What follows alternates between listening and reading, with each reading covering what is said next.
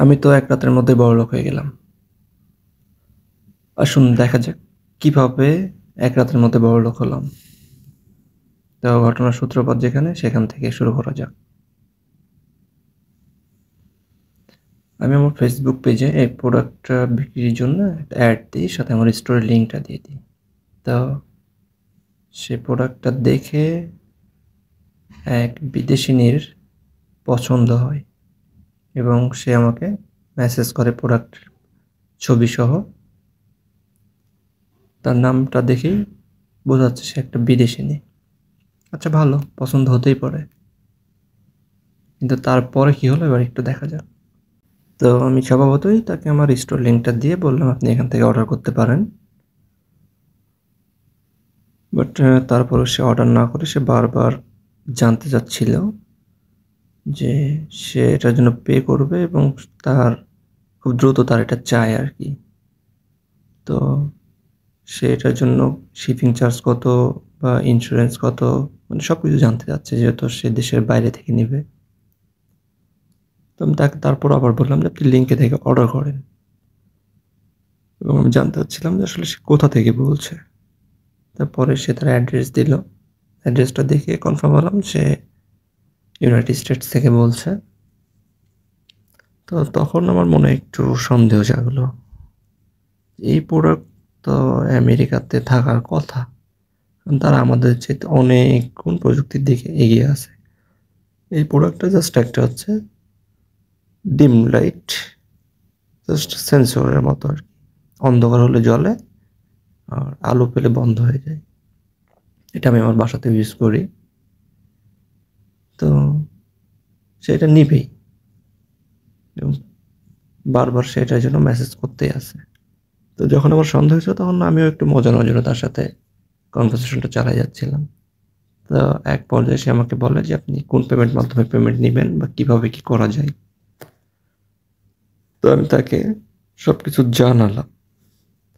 সবকিছু জানানোর পরে আসল ঘটনা শুরু। তো এবার দেখেন আসল ঘটনাটা কি হয়। তাকে আমার তাকে এক কথায় শিপিং কস্ট যে জানালাম, প্রোডাক্টের প্রাইস তো সে দেখছেই, প্লাস হচ্ছে আমি কিভাবে পেমেন্টটা নিব সেটাও তাকে বললাম। সব কিছুর পরে সে পেমেন্টটা পাঠালো। পাঠানোর পরে আমাকে বলতেছে আপনার মেইলটা চেক করেন। আচ্ছা ঠিক আছে, আমি আমার মেইলটা চেক করলাম, দেখলাম যে পেমেন্ট আসছে।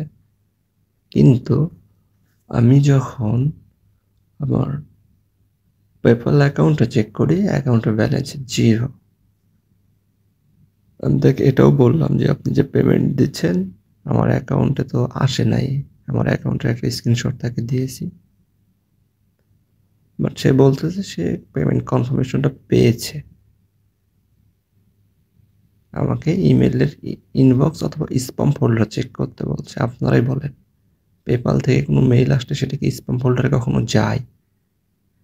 আর সবচেয়ে বড় কথা হচ্ছে যে দেখেন মেইলটা যে করেছে, কোন জায়গা থেকে মেইলটা করেছে। মেইলটা করেছে দেখেন, পেপাল কাস্টমার সার্ভিস 24@gmail.com। মানে এটা কিভাবে সম্ভব বলেন? পেপাল কি কখনো জিমেল ইউজ করে? আচ্ছা মানলাম করে, তারপর এরকম একটা পেমেন্টের ক্ষেত্রে তারা তাদের নিজেদের ডোমেইন ছাড়া থার্ড পার্টি ডোমেইন থেকে কেন মেইল করবে? এটা কিভাবে সম্ভব আপনারাই বলেন। তো পরিশেষে বলতে চাই, যারা অনলাইন জগতে আছেন কম বেশি সবাই এই ধরনের স্ক্যামের শিকার হয়ে থাকেন।